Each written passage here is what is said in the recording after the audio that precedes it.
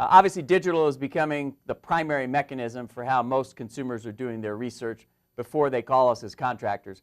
Google is recognizing that, and what they've done is, instead of the paid search, they're putting together this local services by Google, and what they're doing is they're then essentially competing with Home Advisor, Angie's List, and all the other paid services, whereby once the qualification of the contractors are done, they're then distributing those leads to contractors.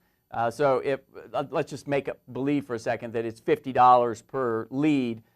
They might sell that to 3 or 4 contractors that are bidding on that particular lead. So it's very similar to what is going on historically in the market with Angie's List, Home Advisor, and some of these other folks. So that aggravates a lot of contractors. And I think we need to probably get over that concept and concentrate on the idea of how we deal with that opportunity. So as Wally says, if there's 3 bids, he's not worried about being one of the 3 bids. He's worried about what he can and can't do relative to that individual bid. And I take that same position in our own sales process.